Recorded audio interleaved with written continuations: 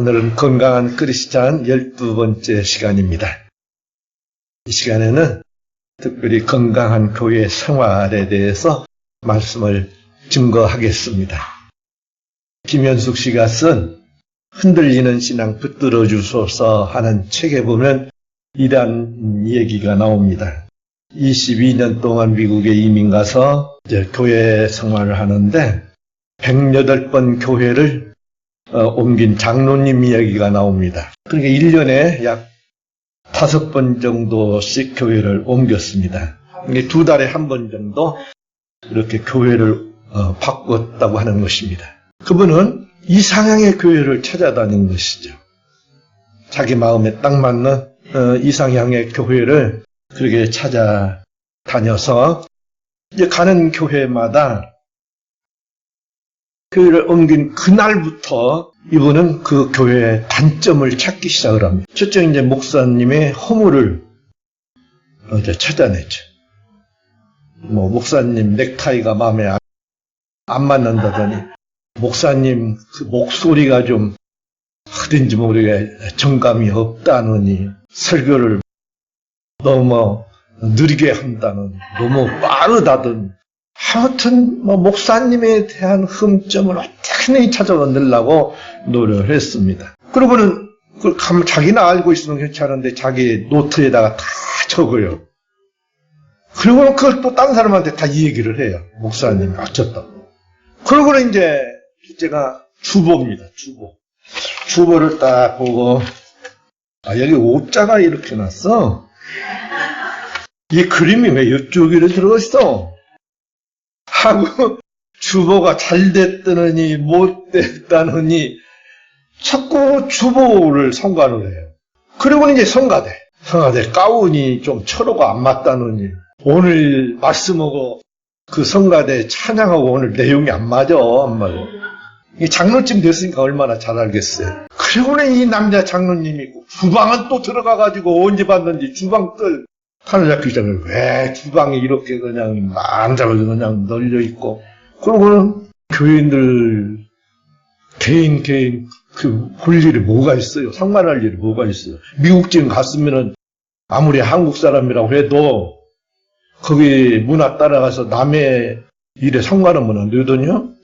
절대 남을 상관 않거든요. 그런데 자꾸 우리 한국식으로 그냥 교인들 하나하나 단점들을 쳐다보는 거예요. 교인들 왜 태도가 이러냐는 것이에요. 왜 이렇게 사랑이 없냐는 것이에요. 왜 전에 다닌 교회는 그러는데 왜 이 교회는 이러냐는 식이에요. 그래가지고 108개 교회의 흠점을 노트에다 잔뜩 적어가지고 보물처럼 그렇게 간직하고 있었습니다. 그런데 이분이 이제 병으로 죽게 되었습니다. 그런데 아무 교회도 이분의 장례식을 이 쓸쓸한 외국 땅에서 죽었는데 어느 교회도 이 장로님의 장례식을 해주는 교회가 없는 거야. 얼마나 비참하겠어요. 우리 성도들이 지금 우리 한국교회는 가난한 교인들이 많다고 그럽니다. 이 가난한 교회라고 하는 말이 무슨 말인 줄 아세요? 그 말을 거꾸로 하면 뭐죠? 안 나가게. 교회 안 나가. 교인들이 그렇게 지금 많대요. 교회마다 찾아보니까 만만 교회가 이 장로님처럼 없다는 것이죠. 어떠한 교회가 건강한 교회냐? 어떠한 교인이 건강한 교인이냐? 바로 이런 교회들이 제일 본받고자 하는 건강한 교회가 어떤 교회냐면 예루살렘 교회였습니다. 오늘 읽어드린 성경 말씀이 바로 예루살렘 교회 교인들이 교회 생활을 어떻게 했는가를 가르쳐줘요. 바로 예루살렘 교회가 제일 건강한 교회였어요. 그분들이 예루살렘 교회에서 어떻게 교회 생활을 했느냐, 이것을 종합해보면 한 10가지가 됩니다. 첫째는요, 예루살렘 교인들은요, 이 폐역한 세대에 부름받아서 그 구원의 말씀, 가르치는 그 말씀대로 배우고 그대로 믿고 사는 그 구원의 확신을 가지고 사는 교회였습니다. 그 구원의 기쁨, 그 구원의 환희를 누리는 그런 신앙생활을 했습니다. 그것이 건강한 교회, 건강한 교인입니다. 둘째는요, 가르침 받은 대로 구체적으로 그렇게 교회 안에서 그걸 실천했어요. 교제하고 구제하고. 말씀을 듣는 대로 공부하려고 하지 말고 그 말씀대로 실천하고 사는 것. 바로 이 교회는 교인들이 말씀대로 실천해보는 것입니다. 교회에서부터 이 말씀을 순종하는 생활을 해야 나가서 할 수가 있죠. 이것이 둘째 번에 아주 건강한 교회, 건강한 교인들의 모습입니다. 그 다음에 셋째로는 교회에서나 가정에서나 예배드리는 일. 이 예배드리는 일에 모이기를 힘쓰는 그런 교회였습니다. 쫙 모이고 쫙 모이고 아무리 적은 그 모임이라 할지라도 그 가정 예배를 할지라도 쫙 모이고 내 가정 예배 때 빠지는 사람이 많아요. 가족교회 가족 예배에서도 쫙 모이는 그런 습관이 들려져요. 그게 아름다운 건강한 교회예요. 건강한 교인의 모습입니다. 그 다음에는 넷째로 기도하는 일에 전념하는 교회. 기도하는 것에 전념하는 교인. 이것이 건강한 교인입니다. 그리고 다섯 번째로는요. 봉사하는 일에 최선을 다하는 헌신하는 교회. 하여튼 봉사는 어떻게 그렇게 봉사를 잘하는지. 바로 초대교회가 그런 교회였습니다. 그 다음에 여섯 번째로 찬양하는 일. 찬양하는데 얼마나 열심인지. 이게 초대교회 모습이에요. 이게 건강한 모습이에요. 찬송에 막 살아 움직이는 그런 교회. 초대교회가 그런 거였어요. 초대교회인들은 크게 열심히 했어요. 그리고 일곱 번째로는 전도하는 일이 최선을 다했습니다. 얼마나 전도하는 데 열심히 했는지 몰라요. 이 사도행전은 전도하는 것을 기록한 책이잖아요. 초대교회가 어떻게 전도했는가? 전도에 미쳐버린 거예요. 바로 그래서 건강한 거예요. 그리고 여덟 번째로는 치유의 역사가 늘 일어나는 교회였어요. 신유 역사가 막 일어나는 거예요. 교회가 제일 심판지 때가 어디냐면요. 병자가 안 낫는 거야. 그러면 참 힘들어져요. 그런데 초대교회는 그 막 치유의 역사가 일어나는 겁니다만 병자가 막 낫는 거예요. 아홉 번째는요. 온 백성이 칭찬하는 교회. 지금 이 교회를 이번에 많은 국민들이 교회를 찬양을 해요. 교회를 막 칭찬을 해요. 교회가 역시 애국하는 교회야. 교인들이 참 나라를 진짜 염려하는 분들이야. 많이 돌아왔어요. 그런데 이것을 반대하는 사람들이 누구예요? 네? 주사파들이잖아. 공산주의 빨갱이들이잖아. 이 빨갱이들은요. 하여튼 이 교회를 죽으라고 하래요. 그것을 이제 안티라고 그래요. 교회를, 교인들을 헐뜯는. 뒤에서 막 못 온다고 하고 잘못 온 것만 있으면 짜고 나팔을 부는 방송을 떠드는 이런 안티들. 아주 전문, 우리나라에는 그런 전문가들이 있어요. 우리 한국교인처럼 열심히 봉사하고 열심히 전도하고 하는 교회가 어디가 있냐고, 세계에 어디가 있냐고. 이 조그마한 나라에서 선교사들 제일 많이 나가서 그렇게 우리 한국교회 선교사들 나가서 하고 이래요. 미국 선교사들은 그러네요. 일 안 해요. 그런데 죽으라고 봉사합니다.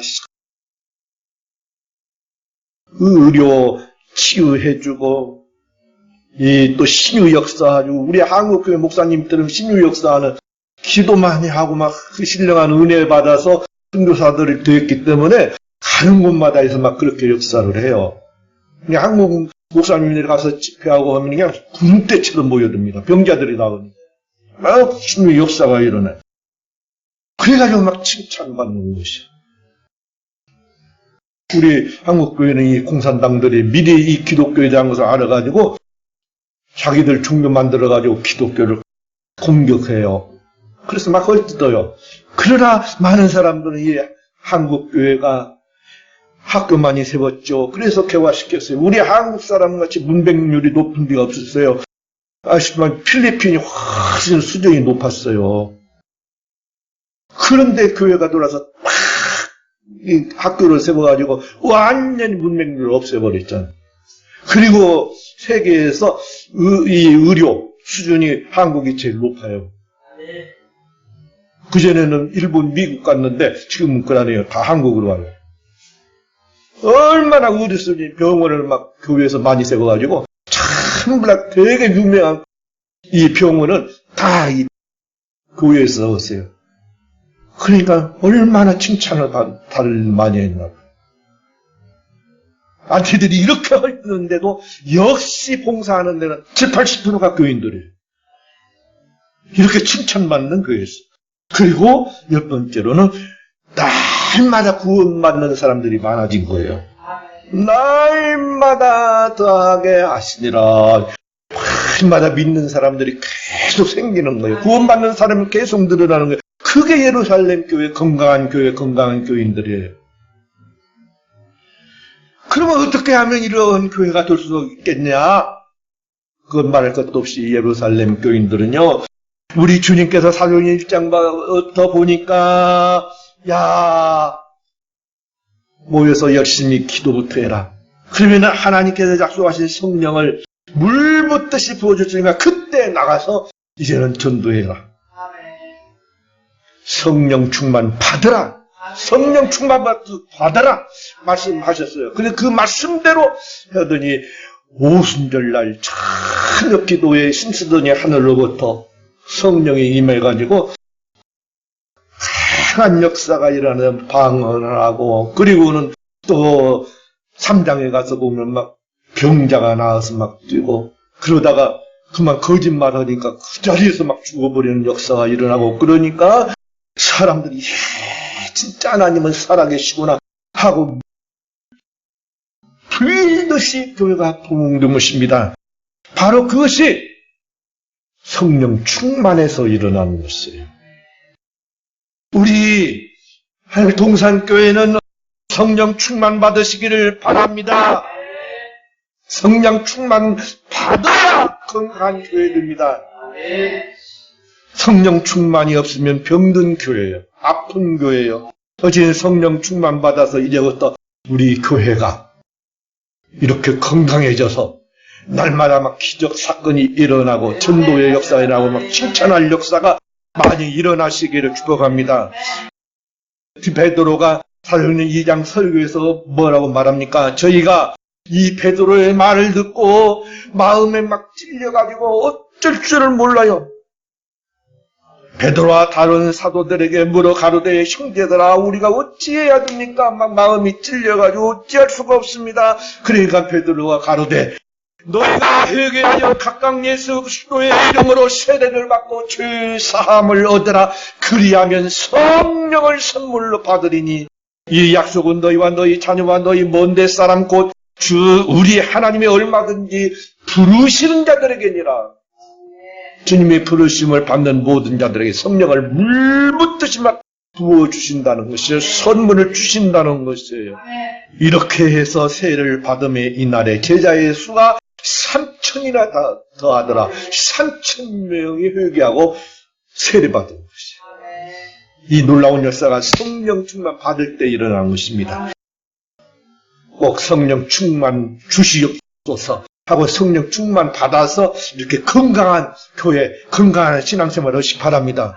그 다음에는요, 이 예루살렘 교인들은 말씀과 기도가 균형 잡힌 교회를 이뤘어요. 이렇게 성령 충만 받다 보면요, 기도만 열심히 해요. 그런데요, 기도만 열심히 해가 아니에요. 사도들의 가르침을 받아 그래요. 하나님의 말씀의 가르침을 받아. 말씀도 그렇게 읽은 거예요. 그러니까 이 말씀과 기도는요, 날개예요. 날개 하나만 있으면 날아져요? 픽 쓰러져. 픽 쓰러져. 이 기도와 말씀이 같이. 이 말씀과 기도는 신앙의 건강의 두 날개라고 하는 사실을 항상 잊지 마시고, 기도 1시간 했으면 말씀도 1시간 읽도록 꼭 하시기 바랍니다. 되게 말씀 쪽으로 치우치는 사람은 말씀만 막 읽어요. 그건 지성교인만 돼요. 이 머리교인만 돼. 아는 것만. 또 어떤 분들 기도만 막 하는 사람이 있어요. 성령은 안 믿고 막 기도만 해요. 은혜에 충만해요. 기도 많이 하는데 그냥 신비 쪽으로 빠져. 기도에 막 체험만 주장을 해. 기도 체험은요, 그 코끼리가 지금 다리 잡고, 코끼리는 다리야, 다리같이 생겼어. 하는 사람은 똑같아요. 말씀을 봐야 말씀이, 하나님은 어떤 분이라는 거, 내가 기도하지 아니한 것을 다 가르쳐줘서 잘하는 것이에요. 그러니까 균형이 잡혀야 돼요. 항상 말씀 열심히, 베르야 사람들처럼, 하나님의 말씀이 어떻게 이렇게 강고, 이 말씀이 이런가 하고, 이 베레아 교인들은 신사적이어서 간절한 마음으로 말씀을 받고 이것이 그란가 하여 날마다 성경을 상고함으로 그 중에 믿는 사람들이 많고 헬라의 기부인과 남자들까지 다 말씀 막 충만하니까 이렇게 막 모여든 것이에요. 믿게 된 것입니다. 그러니까 말씀로 이렇게 역사가 일어나요. 말씀의 역사. 우리 장로교는 바로 이렇게 말씀 중심의 교단이에요. 말씀 중심을 가지고 늘 말씀에 바로 서 있을 때 건전해요. 꼭 이렇게 말씀 바로 부여잡고 말씀대로 늘 상고하면서 이렇게 신앙생활을 하시기 바랍니다. 성경 좀 매일 읽으시기 바랍니다. 기도한 만큼 꼭 읽으시기 바랍니다. 이 교회도 가만히 보니까, 눈치 보니까 성경은 덜 읽어. 기도는 하는데 성경 읽는 시간이 적어요. 이제부터 성경도 좀 많이 읽으시기 바랍니다. 여러분들 자녀에게 많은 감동을 주는 엄마가 어떤 엄마인 줄 아세요? 애들 볼 때 성경 많이 보는 엄마. 애들이 제일 감동받는다고 그래요. 우리 엄마 성경 말씀 읽어. 그게 제일 뇌리에 남는데요. 어린 애들이 우리 엄마 성경 읽는 모습에 제일 감동을 받는 거예요. 영적인 영향력을 주는 거예요. 그러니까 막 들볶지 말고 애들 그냥 성경 읽어. 애들 보는 데서 성경 읽고, 그리고 애들 잘 때 기도해. 그러면 자면서도 알아, 우리 엄마 기도한다는 거. 그게 감동받는 것이에요. 이 두 가지를 딱 보여주면 그 애들은 틀어졌다가도 돌아와요.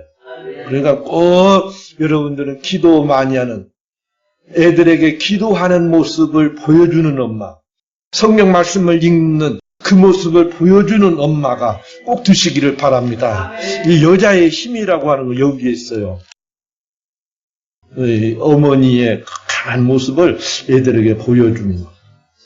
어찌든지 여러분들은 하나님의 말씀을 이렇게 참으로 한 날개와 같은 이 하나님의 말씀 위에 바로 쓰고 이 말씀 따라서 꼭 사시기 바랍니다.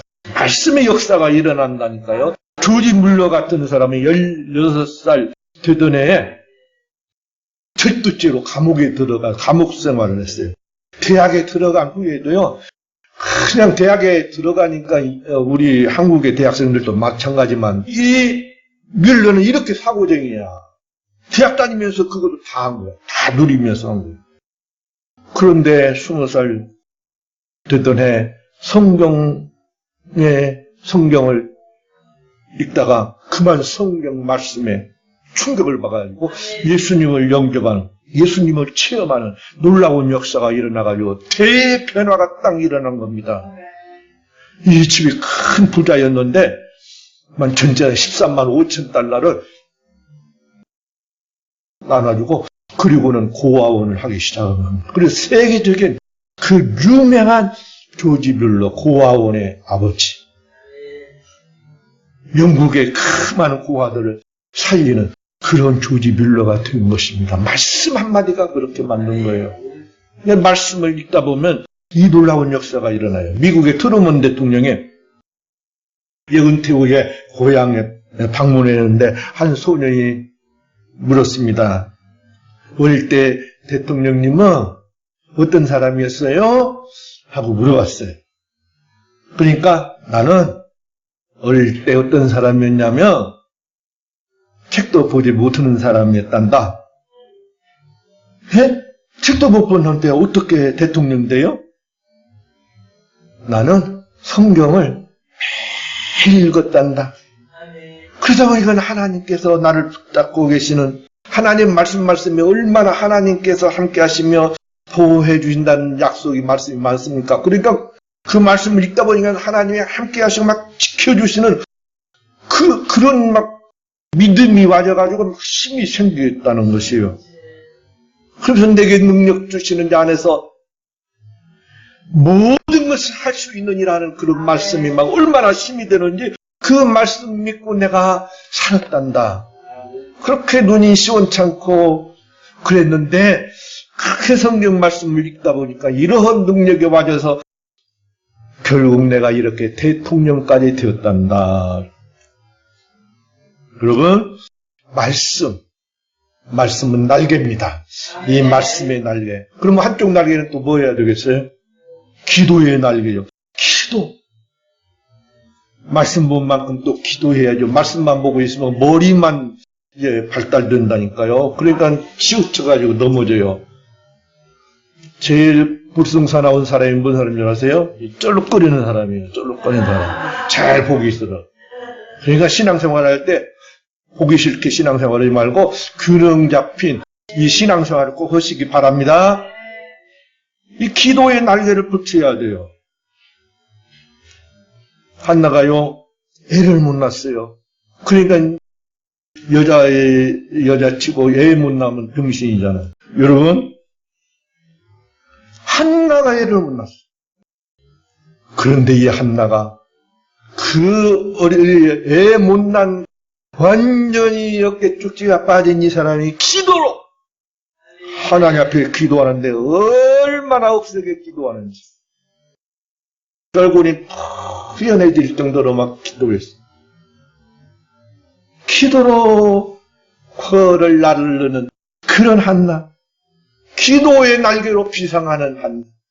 또 우리가 잘 아는 들 시스기야 같은 왕도 기도로 죽을 고비에서 비상하는 그 놀라운 역사를 했어요. 어느 누구든지 간에 기도하면 이렇게 강하게 막 튀어오릅니다. 어떻게 튈지 몰라요, 기도하는 사람들. 밑바닥이라 생각되거든. 여러분 기도하시기 바랍니다.